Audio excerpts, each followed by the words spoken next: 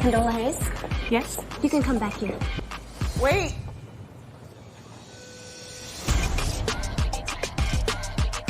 The block? Where I know y'all from? Y'all did that museum shit with Crenshaw, right? Yeah, that's right. What you doing here, Issa? Well, I just came here to clear the air. Is that right? I found a watch on the ground in the hallway. I was wondering if anyone knew who it belonged to. You don't touch another barber's head. That's just some shit you don't do. I was trying to help your ass out so you and the shop ain't lose a customer. Stop worrying about me and worry about your own bipolar ass.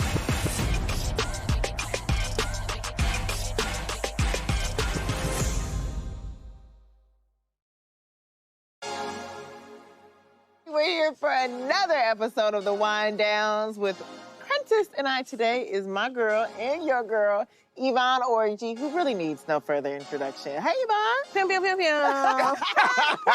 Y'all ready? Oh, yes. In this episode, Molly's mother has a stroke and is in the hospital. And this is a bit of a wake-up call to Molly, who has always been focused on work and herself. Does the news about your mom cause you to shift any priorities in your world? Absolutely. I mean, the fact that the news comes when she's like riding a stranger, I think that helps. Yes, getting it in. Things in perspective, like, no. Yes. It progresses really quickly, Yes. but for sure, you know, it shifts like what really matters. Right. And I think in this episode, she's like, yo, I've just been focused on work and like, I need to be there for my family. Right. We can have such tunnel vision about things that we deem priorities, and those health scares will just make you reevaluate everything that you prioritize and make everything feel trivial. And I think for someone like Molly, who we've, over the last couple of seasons, see her prioritize some of the wrong things, this was an opportunity to kind of shift her focus and also show where she's placed in her family. You know, like she is the bearer of so much, and we've never really seen that play out for her. And a lot of Black women are the anchor in their families, regardless of where you fall. Like I'm the youngest in my family. God forbid, I know if anything happens, it's, all right, it's me. Right, yeah, right. I'm gonna have to, you know, figure it out. And I think, you know, Molly's also one of those people that works on a timeline. So the fact that she's not married with no kids, it's like, I don't know that I am where I wanna be, especially if my mom passes. And so I think that weighs very heavily on her too. Yeah. I'm curious if you, Yvonne, the person, because you obviously have brothers, like Molly has brothers. Do you see a lot of similarities in terms of how you come with your family versus how Molly deals with her family and sort of like how she and her brothers are? Are they watching this? Are they gonna watch it? Tell them don't watch this. Okay, and so I am definitely the person that's like, can we talk about what happens? And you know, in Nigerian culture, it's very different. It's like, so you want to kill me?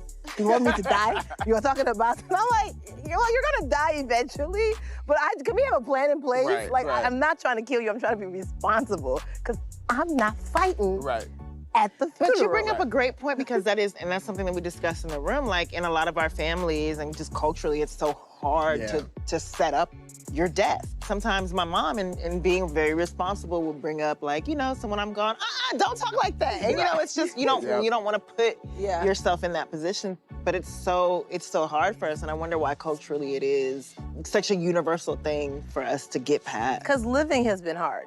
So That's real. That's a word. You're trying to talk about my dad? I'm trying to just figure out living. That's real. That's so real. Well, as you guys know, as we get older and we forge these friendships, sometimes life events will just kind of shift our function in each other's friendships. How do you guys think Issa handles Molly's situation? I think especially coming off of what they were dealing with in season 4, right? Where it's like they're both trying to be super intentional about their friendships and showing up for each other. Like, this is my friend, this is my girl, this is my sister, I love her, so I'm gonna do what I gotta do for her. This is what friendship looks like past 35. You know what I mean? Like, it ain't just trips to Cancun, it is, so girl, you need my help. Yes. So a big thing happens in this episode. Issa ends up blurting out that she loves Nathan. Shortly after she sees Lawrence at Condola, right, with the baby. So between Nathan not responding and the sight of seeing her ex with his baby, where do you think this leaves Issa? I think that Issa is in a moment where she's kind of at a crossroads. Like, she's trying to leave this old relationship behind and move forward with this new man who, you know, they've been through a couple of trials and tribulations. It's taken them a while to commit and to get there. And I think she's feeling vulnerable and she's feeling grateful. And that's the recipe to express feelings. Yeah. And her feelings are that she loves him in that moment. You don't think she means it? You don't think she means it? I think that she does. I think that it's it just comes out, but I don't think that that's how she expected to say it. That's fair. And that it's not returned. And that's concerning. Has Issa in real life said, I love you first? Never. You don't say I love you first. I mean, I felt it first. That's not a G move. You set yourself up like that? What? I never want to be in Issa D's situation. Like, that's my worst nightmare.